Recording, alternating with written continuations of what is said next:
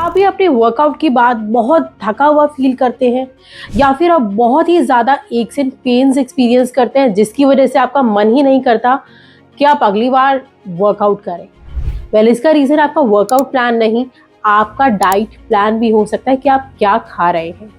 तो आज इस वीडियो में मैं आपसे शेयर करूंगी ऐसे फूड्स या फिर आपको वर्कआउट से पहले या वर्कआउट के बाद एग्जैक्टली क्या खाना चाहिए जिसकी वजह से आपकी मसल्स भी रिकवर करें, आप मसल गेन भी करें, आपके एनर्जी लेवल्स भी मेंटेन रहें और उसी के साथ साथ आपका फैट लॉस भी हो। पर पहले ये बात करें कि न्यूट्रिशन की या जो आप खाते हैं उसकी इंपॉर्टेंस क्या है प्री वर्कआउट और पोस्ट वर्कआउट। सो जो भी आप प्री वर्कआउट खाते हैं, मतलब आप जो भी अपने वर्कआउट से पहले मील लेते हैं, वो ये डिफाइन करता है कि आपकी वर्कआउट के दौरान परफॉर्मेंस कैसी होगी, आपके एनर्जी लेवल्स कैसे रहेंगे। और जो भी मील या जो भी फूड आप अपनी वर्कआउट के बाद खाते हैं वो ये डिटरमाइन करता है कि आपकी रिकवरी कैसी होगी, आपकी मसल ग्रो करेंगी या नहीं करेंगी, और जो भी आप गोल अचीव करना चाहें, चाहे वो फैट लॉस हो, वो आप कितनी स्पीड से अचीव कर रहे हैं। सो प्री वर्कआउट जो मील है वो आपकी एनर्जी और परफॉर्मेंस डिसाइड करता है, और जो पोस्ट वर्कआउट मील है वो आपकी मसल रिकवरी और ग्रोथ डिसाइड करता है। अगर आप इन दोनों में से कोई भी मील स्किप करते हैं या फिर न्यूट्रिशनली उन्हें अच्छे से बैलेंस नहीं करते हैं तो फिर आपकी परफॉर्मेंस पुअर होगी, आपकी मसल रिकवरी स्लो होगी, आप मसल गेन नहीं कर पाएंगे और जो भी आपके डिजायर्ड गोल्स हैं वो स्लो हो जाएंगे। तो सबसे पहले बात करते हैं प्री वर्कआउट मील की, मतलब आपको अपने वर्कआउट से पहले क्या खाना चाहिए। सो ये चीज़ दो फैक्टर्स पे डिपेंड करती है। पहला है टाइमिंग, कि आप किस टाइम खा रहे हैं, और दूसरा आप क्या खा रहे हैं। सो अगर आप अपनी मेजर मील्स लेना चाहते हैं जैसे कि ब्रेकफास्ट, लंच या फिर डिनर, तो कोशिश करें कि अपने वर्कआउट सेशन से कम 2 से 3 घंटे पहले लें, क्योंकि आपकी एक प्रॉपर मील को डाइजेस्ट होने में 2 से 3 घंटे लगते हैं। और अगर आप कोई स्नैक ले रहे हैं तो वो आप 30 to 60 minutes before your workout session ले सकते हैं। अब बात हम करेंगे कि आपको खाना क्या है। कोशिश करें कि आपकी प्री वर्कआउट जो मील है वो कार्ब्स और प्रोटीन में बैलेंस हो। कार्बोहाइड्रेट आपको एनर्जी देगा परफॉर्म करने का, और प्रोटीन आपको मसल ब्रेकडाउन से बचाएगा। बट कोशिश करें कि आप बहुत ज़्यादा फाइबर रिच मील और फैटी फूड्स अवॉइड करें, क्योंकि ये आपके डाइजेशन को इफेक्ट कर सकता है वर्कआउट के दौरान, और साथ ही साथ इनका डाइजेशन भी स्लो होता है, तो आपका जो वर्कआउट सेशन है उसमें प्रॉब्लम हो सकती है। Now major foods to be avoided की अगर हम बात करें तो जैसे कि मैंने कहा, फाइबर रिच मील्स और बहुत ज़्यादा फैटी फूड्स, और उसी के साथ शुगरी फूड्स या फिर ड्रिंक्स, क्योंकि इससे आपको इंस्टेंट एनर्जी तो मिलेगी वर्कआउट सेशन के दौरान, बट एनर्जी क्रैशेस होने के चांसेस भी बहुत ज़्यादा रहते हैं। सो आप अपनी प्री वर्कआउट मील में क्या इंक्लूड कर सकते हैं, ये ऑप्शंस आप स्क्रीन पे देख सकते हैं। अब बात करते हैं पोस्ट वर्कआउट मील की, मतलब आपको अपने वर्कआउट सेशन के बाद क्या अपनी डाइट में इंक्लूड करना चाहिए और किस टाइम करना चाहिए।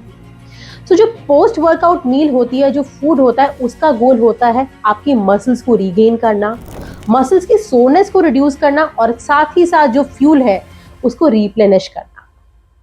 कोशिश करें, अगर हम टाइमिंग की बात करें, जो भी आपका वर्कआउट सेशन है उसके खत्म होने के 30 to 60 मिनट के अंदर ही आप अपनी पोस्ट वर्कआउट मील ले लें फॉर इट्स बेस्ट रिजल्ट्स।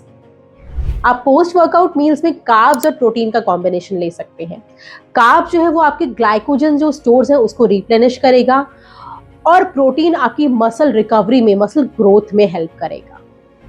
इसके ही साथ साथ आप इलेक्ट्रोलाइट और फ्लूइड्स का भी ध्यान रखें, क्योंकि वर्कआउट सेशन के दौरान आपका स्वेट की वजह से इलेक्ट्रोलाइट लॉस हो सकते हैं, फ्लूइड लॉस हो सकता है, तो हाइड्रेशन का प्रॉपर ध्यान रखें।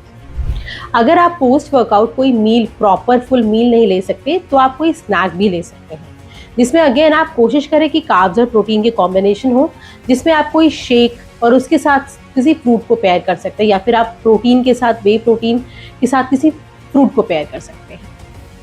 अब बढ़ते हैं एक इम्पॉर्टेंट फैक्टर जिसे हम अक्सर निगलेक्ट कर देते हैं, और वो है हाइड्रेशन, जो कि आपके वर्कआउट सेशन में उतना ही इंपॉर्टेंट है जितना आपका प्री वर्कआउट और post workout meal. So don't forget water. सिर्फ 2% डिहाइड्रेशन भी आपकी वर्कआउट को या आपकी एंड्योरेंस और परफॉर्मेंस को अफेक्ट कर सकता है। अगर आप अपने प्री वर्कआउट सेशन से, मतलब आपके वर्कआउट से पहले वेल हाइड्रेटेड नहीं है, तो ये आपकी परफॉर्मेंस को, आपकी एंड्योरेंस को अफेक्ट करेगा और साथ ही साथ ये आपको बहुत ज़्यादा फटीग भी एक्सपीरियंस करवाएगा और आपको मसल क्रैम्प्स भी बहुत हों। अब ये तो जान लिया कि वाटर इनटेक या फिर हाइड्रेशन इंपॉर्टेंट है ड्यूरिंग योर वर्कआउट। अब ये जानना बाकी है कि कितना वाटर इनटेक। सो सबसे पहले आप कोशिश करें कि आप अपना जो वर्कआउट सेशन है उसे 2 से 3 घंटे पहले आप 500 to 700 ml वाटर इनटेक ज़रूर रखें और अपने वर्कआउट सेशन के 15 to 30 मिनट्स पहले आप 250 ml ऑफ वाटर ज़रूर कंज्यूम करें। इसके अलावा नेक्स्ट इंपॉर्टेंट फैक्टर जो हम अक्सर निग्लेक्ट कर देते हैं वो है electrolyte consumption. The point is कि किन कंडीशन में इलेक्ट्रोलाइट्स आपको अपने वर्कआउट सेशन या अपने पानी में ऐड करने की जरूरत है। सबसे पहला, अगर आप बहुत ज़्यादा इंटेंस वर्कआउट कर रहे हैं जो कि 60 मिनट से ज़्यादा है, या फिर आप ऐसी कंडीशन में वर्कआउट्स कर रहे हैं जो बहुत ज़्यादा हॉट और ह्यूमिड है और आप बहुत ज़्यादा स्वेट कर रहे हैं। इसी के साथ आप अपने वर्कआउट डे से एक दिन पहले अगर अल्कोहल कंज्यूम करते हैं या फिर किसी ना किसी रीज़न से आप डिहाइड्रेटेड रहते हैं, तब भी आपको इलेक्ट्रोलाइट्स ऐड करने की ज़रूरत है। या फिर आप किसी ऐसी डाइट पे हैं जो कि बहुत ज़्यादा लो कार्बोहाइड्रेट है, या फिर आप कीटो डाइट पे हैं जो कि अक्सर लो सोडियम होती है, जिसके दौरान आपको इलेक्ट्रोलाइट्स ऐड करने की ज़रूरत पड़ सकती है। बट कोशिश करें कि आप कोई भी अननेसेसरली शुगरी ड्रिंक अपनी वर्कआउट सेशन में या इस दौरान ना ऐड करें। आप लो शुगर ड्रिंक्स या फिर आप नॉर्मल एक पानी में पिंच ऑफ सॉल्ट भी ऐड कर सकते हैं, ये भी आपको बेनिफिट ही देगा। एक्सरसाइज के बाद आप अक्सर स्वेट की वजह से फ्लूइड्स और इलेक्ट्रोलाइट जैसे कि सोडियम, पोटेशियम या मैग्नीशियम लूज करते हैं। अब ये इलेक्ट्रोलाइट ज़रूरी क्यों है या ये आपकी किस तरह से हेल्प करते हैं, इसके बेनिफिट्स आप स्क्रीन पे देख सकते हैं। सो हाइड्रेशन जितना प्री वर्कआउट इंपॉर्टेंट है उतना ही पोस्ट वर्कआउट भी इंपॉर्टेंट है। अगर आप मॉडरेट टू लो या फिर ऐसी बहुत ज़्यादा इंटेंस फिजिकल एक्टिविटी नहीं कर रहे हैं, आपकी जो फिजिकल एक्टिविटी या जो वर्कआउट है वो लो टू मॉडरेट है और वो लेस देन 60 मिनट्स है, तो आप नॉर्मल वाटर कंज्यूम कर सकते हैं। पर हाँ, ध्यान रहे कि वर्कआउट के तुरंत बाद एकदम से बहुत सारा पानी ना पिए, ग्रेजुअली उसको बढ़ाएं। अब है कितना पानी पीना है, तो कोशिश करें कि 0.5 to 0.75 ml of water for every 0.5 kg of weight loss.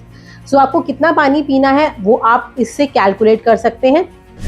Now when to take electrolytes, अगर आपका वर्कआउट सेशन जो है वो बहुत इंटेंस है, बहुत हार्डकोर आप वर्कआउट कर रहे हैं, या फिर उसका ड्यूरेशन बहुत ज़्यादा है, या फिर आप बहुत ज़्यादा हॉट और ह्यूमिड क्लाइमेट में अपना वर्कआउट कर रहे हैं, इस दौरान आप स्वेट के थ्रू इलेक्ट्रोलाइट लूज कर सकते हैं जैसे कि सोडियम, पोटेशियम, मैग्नीशियम, इसलिए आपको इलेक्ट्रोलाइट्स की हेल्प लेनी पड़ेगी। सो ऐसे में आप स्पोर्ट्स ड्रिंक जो कि लो शुगर हो वो यूज़ कर सकते हैं, आप कोकोनट वाटर ले सकते हैं, या फिर आप नॉर्मल सॉल्ट में को ऐड कर सकते हैं पानी में, ये सब चीज़ें आप ले सकते हैं। या फिर इसी के साथ साथ आप वे प्रोटीन्स उसको कंबाइन कर सकते हैं किसी भी फ्रूट से, क्योंकि इसमें कार्ब्स भी होंगे, आपका वाटर भी होगा और साथ ही साथ आपके प्रोटीन भी होंगे जो आपको हाइड्रेट भी करेगा, आपके ग्लाइकोजन स्टोर्स को रिप्लेनिश भी करेगा और आपकी मसल रिकवरी में भी हेल्प करेगा। सो आपका जो वर्कआउट सेशन है वो सिर्फ जिम तक नहीं होता, it also depends what do you have in your plate. अगर आपको वीडियो अच्छी लगी हो तो वीडियो को लाइक करना ना भूलें और चैनल को सब्सक्राइब करना तो बिल्कुल ना भूलें।